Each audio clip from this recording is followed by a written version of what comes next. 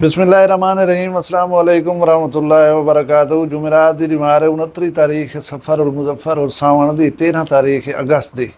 मैं मुमताज़ तारिक तुसां दे पे वखरी गाल उम्मीद है सारे सज्जन खैर सल्लत नाल सो अल्लाह तो अपनी हिफ्ज़ो मान च रखे। अज दी वीडियो दे विच एक सऊदीया दे विच कल पाकिस्तानी भेड़ पैन 4 इंसान जेह्ड़े न मर गए।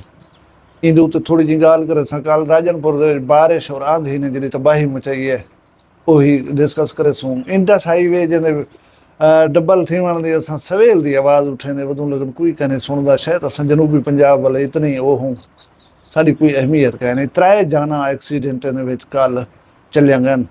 इन सारी गाली को पहले मैं गाल करना चाहता कि कल है 14 अगस्त यौम आज़ादी को जोश खरोश नाल मनाओ। मुल्क दी आज़ाद थीवण दी खुशी जी है ना जी थोड़ी बहु आज़ादी हासिल ही वे हूँ तो चलो सेलिब्रेट करो। लेकिन कुछ नौजवान तैयारियां करेंदे पे हुसन कुछ कीती बैठे हुसन वन व्हीलिंग दे शौक होंदे इन्ने दिमारे कानून नाफिज करने वाले इदारे बड़े इकदामात करन लेकिन नौजवान जरा को तय कर देन से ना उन्हें को कौन रोक सकता है।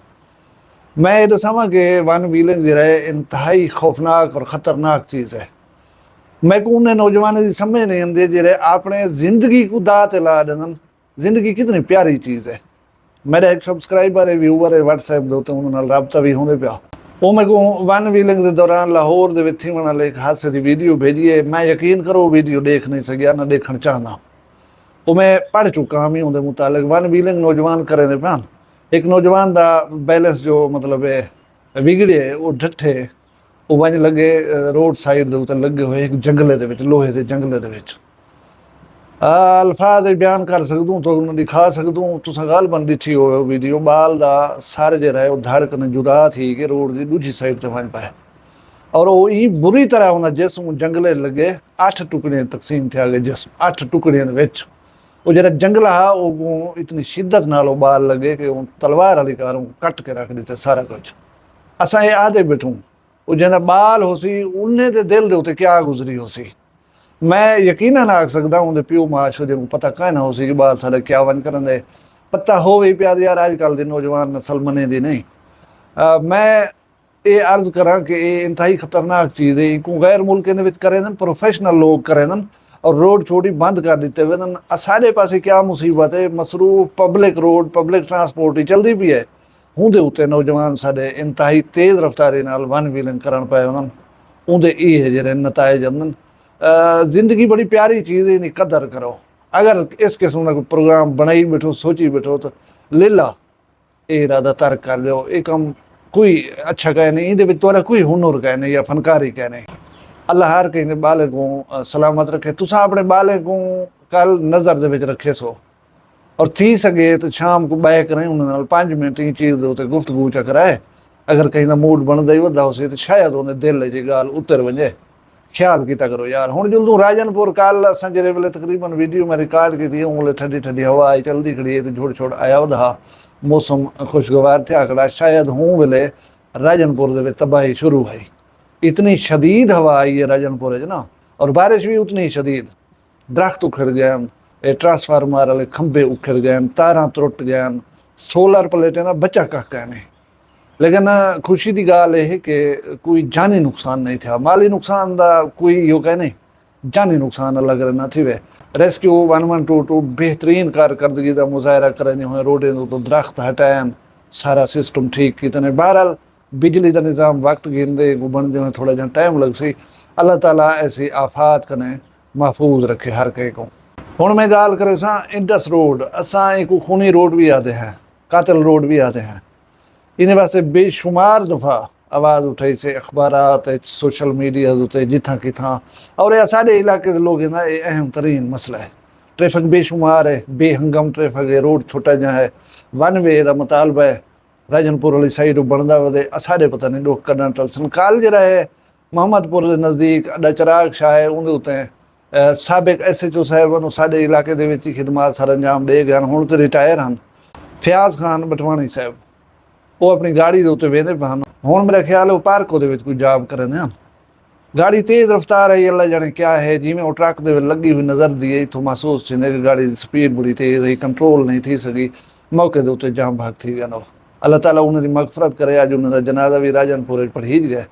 ते ॿिया हिकु नौजवान है ख़ूबसूरत तुसां ॾेरे पियो प्यारा नौजवान अपनी भेण को चाती वेंदा हा ईंदा भी हादसा थे ए भी भेण ई अल्लाह को प्यारे थी गन अल्लाह इन को सब्र जमील अता करे।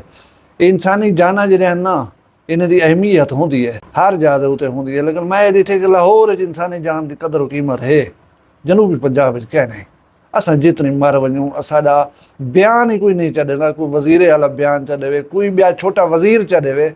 असाडे हिन इलाइक़े दे भी लोग वज़ीर हिन पई मतलब हुकूमत ना ओ टुर पवंदनि वञ उन को तसली ॾियनि ना कोई हुकूमती रुकन की हैसियत नाल कोई बयान च ॾियनि कोई ताज़ियती पैगाम कोई कश है। हाँ असाडी इहा वैल्यू जनूबी पंजाब वाले दी असां ऐसे पाकिस्तानी इंशाअल्लाह पाकिस्तान दा यौम आज़ादी भी काल मनेसूं ओ सियाने दी मिसाल है सडना याद करने लेखे जेड़े वेले हे पाकिस्तान नाल यारी पिछे पाकिस्तान जिंदाबाद है। हुण मैं सऊदी अरब वाली गाल वाले पासे जुलदा सऊदी अरब दे विच खौफनाक गाल थई है हादसा समझ गिनो।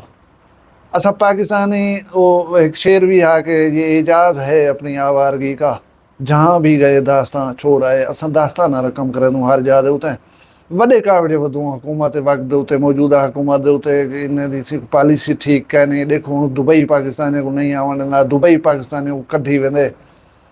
लेकिन अफसोस वाली गाल है कि असां अपने करैक्टर किरदार दे उते कॾहिं नज़र नहीं सटी कि असां क्या करेंदे वधूं असां ये चीज़ वाले पासे वेंदे कान से असां ठीक हूँ बगलती सारी जी वो कहीं ना कहीं हवाले नाल ॿिए दी है असां ठीक हूँ।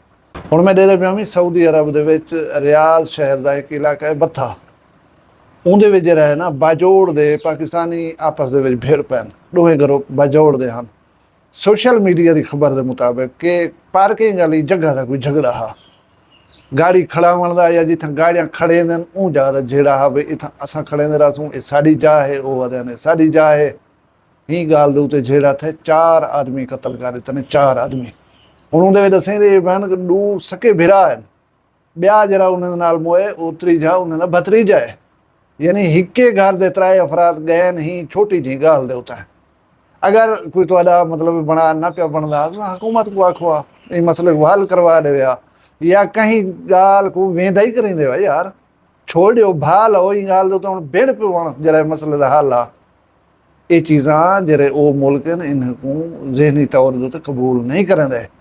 ये बलोच क्या सजा इत्थे ही चल सकदे ने इत्थे क्योंकि छुट्टी दी कढ़न सकूं इत्थे कोई नहीं पुछदा जरा कुछ करूं जरा कुछ आखूं वो सऊदी अरब है पराया मुल्क है तुसां उन्हें कवानीन की पासदारी करनी है। असां इहो जान निके निके गालीं दे उते ए तनूर दे उते रोटी गिनण गए खड़ूं तो पहले मैं आया खड़ा में तू लाइन खड़ तू क्यों एडे अगो आ गई न गालीं दे उते छोटे छोटे गालीं दे उते भेड़ पाउणा झगड़े करने फूं फां दिखालनी ये चीज़ां जरियां मजमूई तौर दे उते मुल्क दा जरा इमेज है उनको डैमेज करे जान। अदा सकून नाल रहो रोज़ी करन गए बदे हो उठां पिछो मार का तुहाडे भाल च बैठे हुननि बिल्कुल किसा भिजे सन तो असाडे कम थी सन तुसां उथां वञ करे इस किस्म दे जहनीयत बना गिनो सरगर्मी जरा दाखिल थी वञो भला पिछले ना क्या बनसी ये न कीता करो। अपने मुल्क की शान को पेश नज़र रखा करो और अपने नुकसान को ॾिठा करो कि केड़ा नुकसान पिया थींदे ई ॻाल्हि दे राह दे उते। अल्लाह ताला असांखे हिदायत ॾेवे सम्झ बूझ ॾेवे अच्छा पाकिस्तानी बणते दुनिया दे रहण दी तौफीक ॾेवे तुसां सारे दी खैर होए तुहाडे माल रिज़्क शान शर्म दी खैर होए वसदे रहो अपना ढेर सारा ख्याल रखाए मैं को दुआएं याद रखाए जींदे उसों कल मिलसूं कहीं भी वक्री गाल नाल। फिलहाल मैं कोई इजाजत दियो अल्लाह हाफ़िज़। वक्री गाल कहंदी वक्री गाल मुमताज तारिक दी वखरिया गाली वखरा चैनल सराइकी वसीब दे सच्ची रंग तुहाडे अपने YouTube चैनल वक्री गाल दे संग वक्री गाल को YouTube ते सब्सक्राइब करो ते नाल नोटिफिकेशन बिल ऑन करेंदे हुए आल करना ना भुलाए।